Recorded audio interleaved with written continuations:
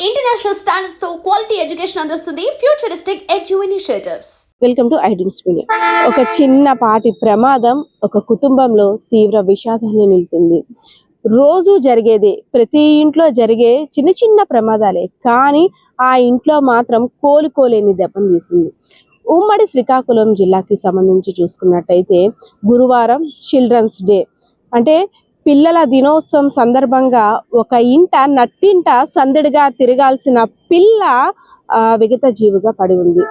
విజయనగరం జిల్లాకి సంబంధించి తెర్లాం మండలం పాముల వలసలో కొన్నాళ్ల క్రితం తులసి అదేవిధంగా కుమార్ అనే దంపతులు నివాసం ఉండేవారు. వారికి హరిప్రియ అనే చిన్నారి కూడా పుట్టింది. కుమార్ కొన్ని అనారోగ్యాల సమస్య కారణంగా 5 ఏళ్ల క్రితం మృతి చెందాడు. సో తులసి హరిప్రియ ఇద్దరు కలిసి రాజం కేంద్రంలో ఉన్నటువంటి బుచ్చిపేటలో నివాసానికి వెళ్ళిపోయారు. ఎందుకంటే హరిప్రియ చదువు నిమిత్తం అక్కడ పట్టణం కాబట్టి అన్ని సౌకర్యాలు ఉంటాయి కాబట్టి తన తండ్రి లేని ఇంట్లో ఇక్కడ ఉండలేం కాబట్టి అన్ని తానే అనుకొని తులసి కూడా ఆ కూతురుని తీసుకొని రాజం వెళ్ళిపోయింది. ఎప్పుడు లాగానే హరిప్రియ చాలా అల్లరి పిల్ల, చలాకీగా తిరుగుతూ ఉంటుంది. నట్టింట డ్యాన్స్ చేసుకుంటూ సందడి చేసేది. ఆ క్రమంలోనే ఇంట్లో ఆడుతూ పాడుతూ ఉన్న పిల్ల ఒక్కసారిగా పడిపోయింది, కాలు జారి. మనం ప్రతి ఇంట్లో కూడా చిన్నపిల్లలు ఆటలు ఆడుతూ ఉరుకులు పరుగులు చేస్తునేటప్పుడు పడిపోతే ఆ లైట్ తీసుకుంటాం, ఏం దెబ్బలేమ్మా పర్వాలేదు తగ్గిపోద్దని. సేమ్ అలానే జరిగింది. దెబ్బ తగిలిన తర్వాత హరిప్రియ పడిపోయిన తర్వాత చిన్న దెబ్బ అయ్యి ఉంటుందని వాళ్ళ అమ్మ దగ్గరికి వెళ్ళి చూసేసరికి హరిప్రియ అన్కాన్షియస్లోకి వెళ్ళిపోయింది. అంటే స్పృహత కోల్పోయిన బిడ్డను పట్టుకొని రాజాం ఆసుపత్రికి తరలించారు. అప్పటికి హరిప్రియ మృత్యువాత పడినట్టు వైద్యులు కూడా నిర్ధారించారు. ఆ తల్లి ఇంకా ఎవరి కోసం బతకాలి? అంటే అభం శుభం తెలియని ఆ పిల్ల నవ్వులకే ఆ చిన్నారి 6వ తరగతి చదువుతున్న హరిప్రియ నృత్యం చూసో లేదంటే అల్లరి చూసో నిజంగా దేవుడికి కన్నెరగా చేశాడేమో, కాలం కన్ను కుట్టుకుందేమో, ఎందుకు ఇలా ఆ పిల్ల మీద పగబట్టిందంటూ కూడా కుటుంబ సభ్యుల రోదనలు అయితే నిన్నంటే. ఎందుకంటే 5 సంవత్సరాల క్రితం కుమార్ని కోల్పోయిన తులసి అన్ని తానే, తల్లి తండ్రి తానే హరిప్రియాని అల్లారు ముద్దుగా పెంచుకుంటుంది. తనకు కూడా 4 నెలల క్రితమే శస్త్రచికిత్స కారణంగా తనకు కూడా మంచాన్ని ఉంది. సో నేను బ్రతుకుతున్నాను అంటే కేవలం నా కుమార్తె కోసమే బ్రతుకుతున్నాను, నా ఆశలన్నీ కూడా నా కుమార్తె మీదే ఉన్నాయి.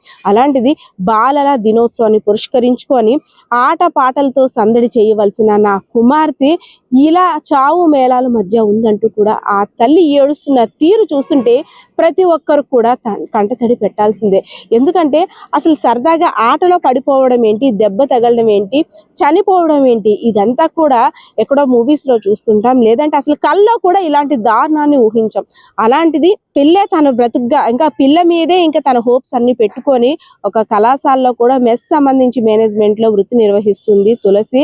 ఇంకా నా కూతురు పెద్దదైన తర్వాత నాకు మొత్తం తనే చూసుకుంటుంది, నాకు ఎటువంటి కష్టం కూడా రానివ్వను. హరిప్రియ కూడా ఎప్పుడు తల్లికి, ఎందుకంటే అమ్మ నాన్న లేరు కాబట్టి ఇంకన్నీ నేనేనమ్మా, నీకేం కావాలన్నా పెద్ద అయిన తర్వాత మంచి మంచి చీరలు కొంటానమ్మా, నిన్ను బాగా చూసుకుంటానమ్మా, నేను పెళ్లి చేసుకున్నా నువ్వు నా దగ్గరే ఉంటావమ్మా, నేను నీ దగ్గరే ఉంటానని ముద్దు ముద్దు మాటలతోటి ఆ తల్లికి రోజు అదే మాట్లాడుకునేవారు.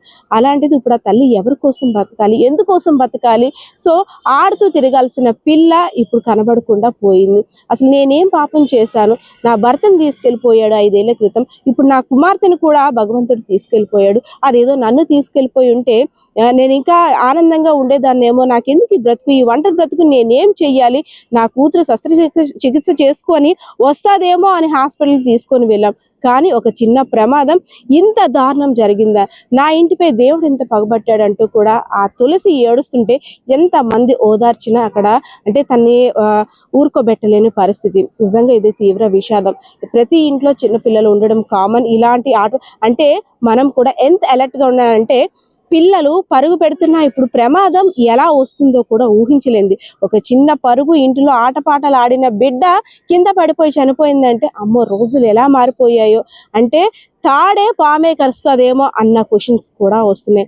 ఇదంతా విన్న తర్వాత ప్రతి ఒక్కరు కూడా అయ్యో ఎంత పని జరిగిపోయింది, అయ్యో ఎందుకు దేవుడు అన్యాయం చేశాడు వాళ్ళ కుటుంబానికి, ఇప్పుడు తులసి ఎవరి కోసం బతకాలి, తులసికి ఇంకా ముందు వెనుక ఎవరున్నారు అంటూ కూడా అయ్యో రామ అంటూ కూడా ప్రతి ఒక్కరు కూడా అక్కడ కన్నీరు పెట్టుకున్న పరిస్థితి. నిజంగా ఈ జరిగిన విషాదాంతం మాత్రం ప్రతి ఒక్కరిని కూడా కలిసివేసిందని చెప్పుకోవచ్చు. కెమెరా పర్సన్ బాలకృష్ణతో పద్మ, ఐడ్రీమ్స్ మీడియా, విజయనగరం.